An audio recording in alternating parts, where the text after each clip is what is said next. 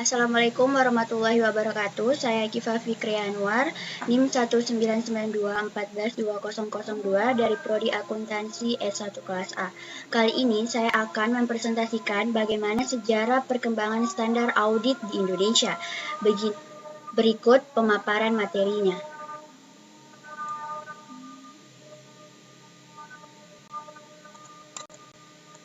Akuntansi baru dikenal di Indonesia awal tahun 1950-an, ketika perindustrian di Indonesia sedang ramai didirikan.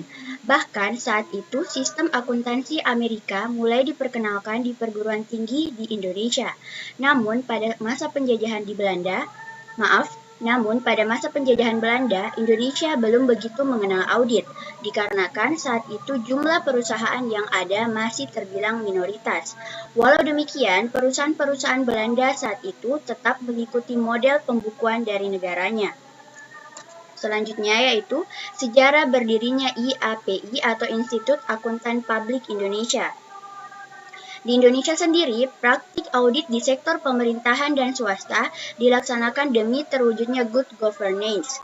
Saat merdeka, Indonesia hanya memiliki Profesor Dr. Abu Tari dan Profesor Sumarjo sebagai lulusan akuntan asal Belanda tahun 1956.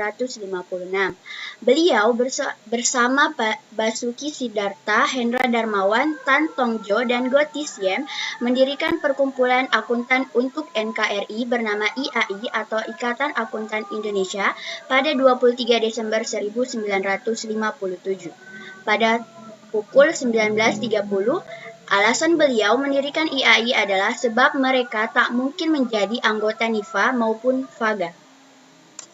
Selanjutnya, sebelumnya, tepat pada hari Kamis 17 Oktober 1957, saat pertama kali melakukan pertemuan di Aula Universitas Indonesia, rapat tersebut tidak dihadiri oleh semua akuntan yang ada, sehingga hasil diputuskan melalui Panitia Persiapan Pendirian Perkumpulan Akuntan Indonesia, dan menunjuk beliau berempat masing-masing sebagai ketua, penulis, bendahara, dan komisaris. Saat itu, tujuan IAI antara lain membimbing perkembangan akuntansi serta mempertinggi mutu pendidikan dan pekerjaan akuntan. Hasilnya, 49 tahun sejak berdiri, IAI berkembang pesat dan tak mudah terpisahkan begitu saja di dunia usaha. Bahkan, masyarakat mulai menaruh mosi percaya terhadap peran IAI dalam perumusan kebijakan publik. Perkembangan akuntansi di Indonesia terjadi tahun 1973 saat Ikatan Akuntan Publik Indonesia atau IAI mulai menetapkan prinsip-prinsip akuntan Indonesia dan norma pemeriksaan akuntan yang mengadopsi hampir seluruh prinsip akuntansi dan standar audit Amerika Serikat. Hal ini terjadi dipicu oleh lahirnya pasar modal yang mensyaratkan perusahaan yang akan menjual sahamnya di pasar modal untuk memiliki laporan keuangan yang telah diaudit. Bahkan sejak tahun 1988, auditor dituntut untuk mengaudit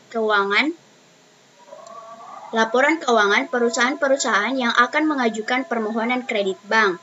IAI berkali-kali melakukan penyempurnaan dan pemutahiran prinsip akuntansi dan norma audit agar dapat mengakomodasikan perkembangan yang terjadi di Amerika Serikat dan internasional. Kemudian, tahun 1955 lahirlah Undang-Undang Pasar Modal dan Undang-Undang Perseroan Terbatas yang mewajibkan PT menyusun laporan keuangan dan diaudit oleh auditor atau akuntan publik selama perusahaan telah go public. Tahun 1994, IAI melakukan penyusunan ulang prinsip akuntansi dan standar audit ke dalam SAK dan SPAP. Kemudian, seiring berjalannya waktu, Dewan Standar Akuntansi dalam tubuh IAI menerbitkan PSAK sebanyak 56 buah.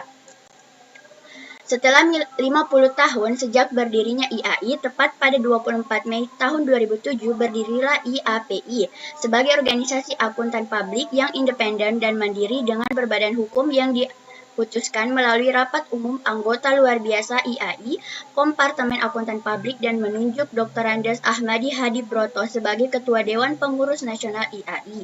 Tanggal 4 Juni 2007, IAPI resmi diterima sebagai anggota asosiasi pertama oleh IAI. Pada 5 Februari 2008, melalui PMK nomor 17 OMK 01 2008, mengakui IAPI sebagai organisasi profesi akuntan publik yang berwenang melaksanakan ujian sertifikasi akuntan publik, penyusunan dan penerbitan pendidikan berkelanjutan bagi seluruh akuntan publik di NKRI. Perkembangan standar audit. Tahun 1972, Ikatan Akuntan Indonesia berhasil menerbitkan norma pemeriksaan akuntan yang disahkan di dalam Kongres ketiga Ikatan Akuntan Indonesia.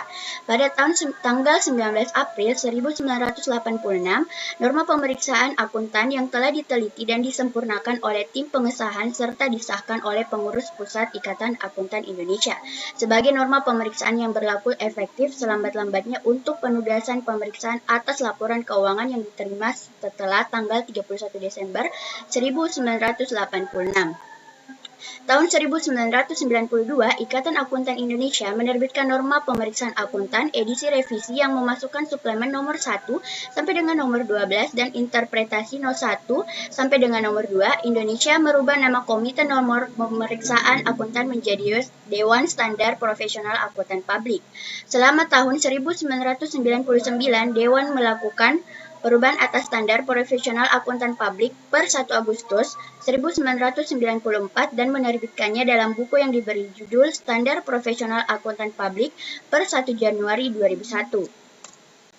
Standar Profesional Akuntan Publik per 1 Januari terdiri dari pernyataan standar auditing yang dilengkapi dengan interpretasi pernyataan standar auditing, pernyataan standar atestasi yang dilengkapi dengan interpretasi pernyataan standar atestasi. Ketiga, pernyataan standar jasa akuntansi dan review yang dilengkapi dengan interpretasi pernyataan standar jasa akuntansi dan review. Keempat, pernyataan standar jasa konsultasi yang dilengkapi dengan interpretasi pernyataan standar jasa konsultasi. Yang kelima, pernyataan standar pengendalian mutu yang dilengkapi dengan interpretasi pernyataan standar pengendalian mutu. Perkembangan standar auditing. Standar auditing adalah 10 standar yang ditetapkan dan disahkan oleh Institut Akuntan Publik Indonesia yang terdiri dari standar umum, standar pekerjaan lapangan, dan standar pelaporan beserta interpretasinya. Standar auditing merupakan pedoman audit atas laporan keuangan historis. Standar auditing terdiri atas 10 standar dan dirinci dalam bentuk pernyataan standar auditing. Dengan demikian, PSA merupakan penjabaran lebih lanjut masing-masing standar yang tercantum di dalam standar auditing. Pernyataan standar auditing. PSA merupakan penjabaran lebih lanjut dari masing-masing standar yang tercantum di dalam standar auditing. PSA berisi ketentuan-ketentuan dan pedoman utama yang harus diikuti oleh akuntan publik dalam melaksanakan penugasan audit. Kepatuhan terhadap PSA yang diterbitkan oleh IAPI ini bersifat wajib bagi seluruh anggota IAPI. Termasuk di dalam PSA adalah interpretasi pernyataan standar auditing yang merupakan interpretasi resmi yang dikeluarkan IAPI terhadap ketentuan-ketentuan yang diterbitkan oleh IAPI dan dalam PSA. Dengan demikian, IPSA atau IPSA memberikan jawaban atas pernyataan atau keraguan dalam penafsiran ketentuan-ketentuan yang dimuat dalam PSA sehingga merupakan perlausan lebih lanjut berbagai ketentuan dalam PSA. Tafsiran resmi ini bersifat mengikat bagi seluruh anggota IAPI sehingga pelaksanaannya bersifat wajib. Standar umumnya yaitu pertama, keahlian dan pelatihan teknis yang memadai, yang kedua, independensi dalam sikap mental, dan yang ketiga, kemahiran profesional yang cermat dan seksama. Standar pekerjaan lapangan yang pertama, perencanaan dan supervisi audit, pemahaman yang memadai atas struktur pengenalan intern, yang ketiga, bukti audit yang cukup dan kompeten. Standar pelaporan. Yang pertama, pernyataan apakah laporan keuangan sesuai dengan prinsip akuntansi yang berlaku secara umum. Laporan auditor harus menyatakan apakah laporan keuangan telah disusun sesuai dengan prinsip akuntansi yang berlaku umum di Indonesia. Yang kedua yaitu pernyataan mengenai ketidakkonsistenan penerapan prinsip akuntansi yang berlaku umum. Laporan auditor harus menunjukkan atau menyatakan jika ada ketidakkonsistenan penerapan prinsip akuntansi dalam penyusunan laporan keuangan periode berjalan dibandingkan dengan penerapan prinsip akuntansi tersebut dalam periode sebelumnya. Ketiga, pengungkapan informatif dalam laporan keuangan. Pengungkapan informatif dalam laporan keuangan itu harus dipandang memadai kecuali dinyatakan lain dalam laporan auditor. Keempat, pernyataan pendapat auditor atas laporan keuangan secara keseluruhan.